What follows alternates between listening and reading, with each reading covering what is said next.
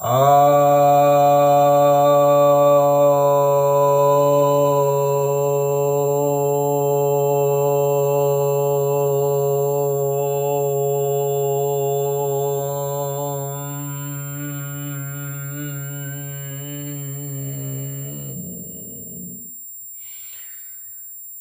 भक्तजनों को सप्रेम नमन।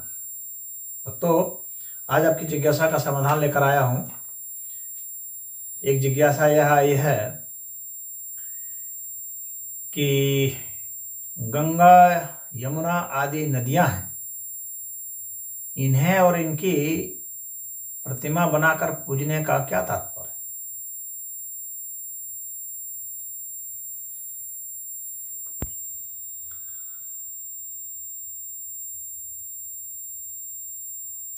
सनातन धर्म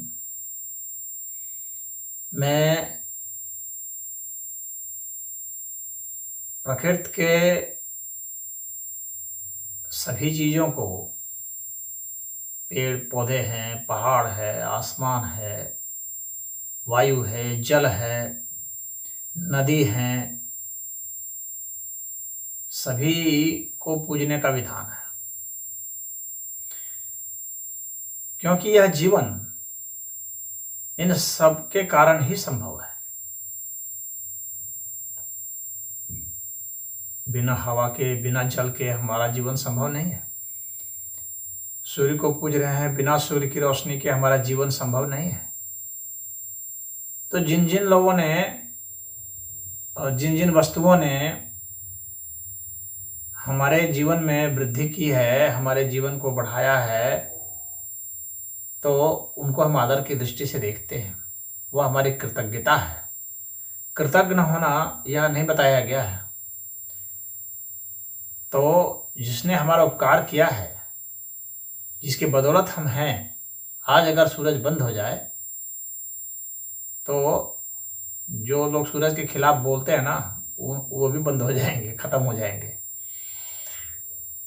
तो कहने का तात्पर्य है कि सभी वस्तुएं जो हैं, उनके सहयोग से ही हमारा जीवन संभव है।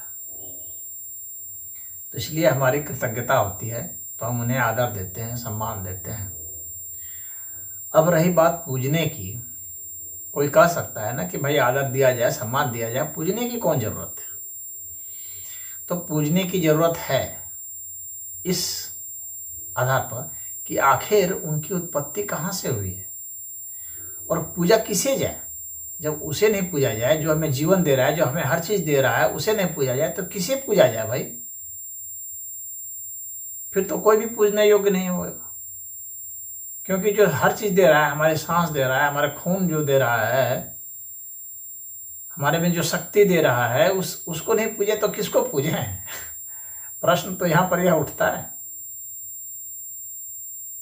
क्या उसे पूजें जो कि ना दिखता है, ना सुनना ही पड़ता है, ना कुछ है, ना कुछ है, जिसका होना ना होना का कोई प्रमाण नहीं है? क्या उसको पूजा जाए?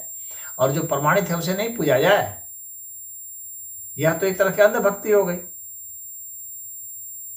कि जो प्रमाणित हो रहा है, जिसका योगदान स्पष्ट दृष्टिगोचर होता है, सिद्ध होता है, उसको नहीं पूज करके, जिसका कुछ ना आता है ना पता है, बस किसी ने कह दिया, कल्पना कर दिया, बस उसको पूजने लग जाए।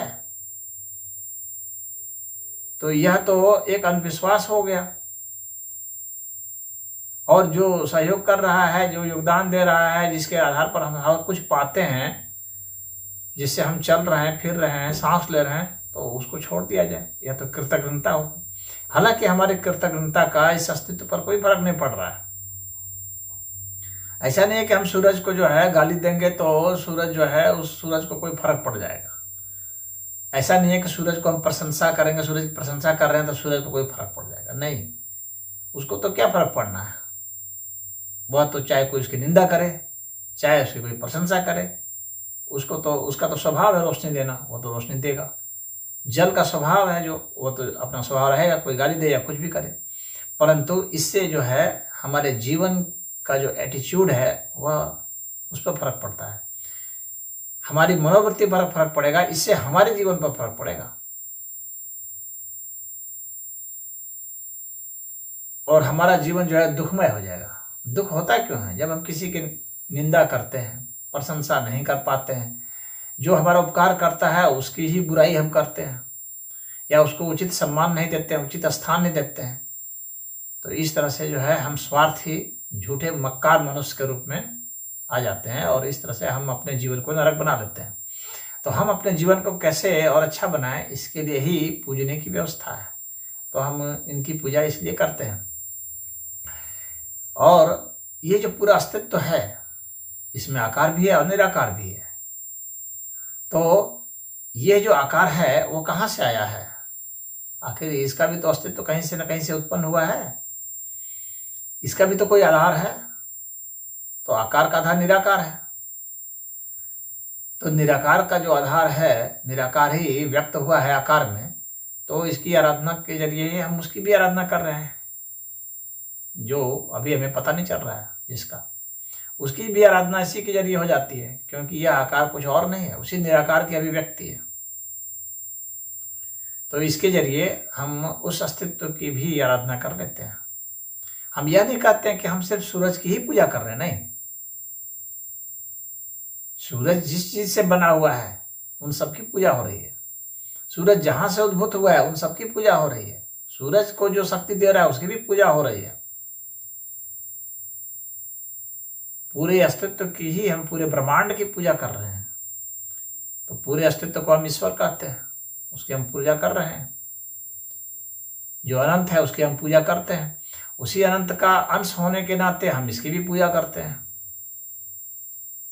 इसीलिए हम मनुष्यों की भी पूजा करते हैं, वे जिन्होंने बहुत बड़ा योगदान दिया हमारे जीवन के उत्थान में।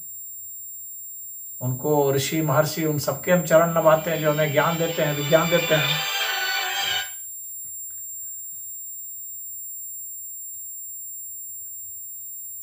तो पूजा आराधना इस अर्थ में भी हो रही है कि उस समस्त अस्तित्व का, परमेश्वर का एक अंश होने के नाते भी, और प्रत्यक्ष इसका प्रमाण है, इसके उपकार से हम उपकृत हैं, हमारे कृतज्ञता ज्ञापित करने के लिए भी।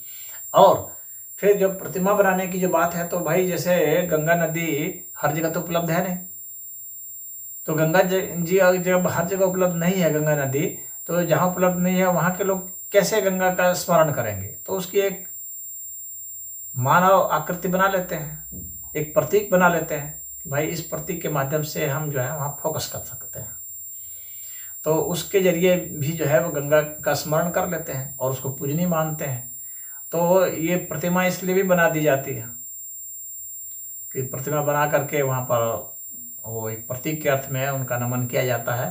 तो इसलिए गंगा यमुना की प्रतिमा बना करके भी पूजा की जाती है, ये तात्पर्य। जहाँ गंगा उपलब्ध नहीं है वहाँ ऐसा है। अब घर आ गए तो घर में तो गंगा है नहीं, गंगा तो कुछ किलोमीटर दूर है, तो घर में गंगा जी का स्मरण करना कैसे करेंगे? चित्र के माध्यम से करेंगे, या जो है मन ही मन करेंगे? तो मन ही मन करेंगे तो मन में चित्र बनेगा।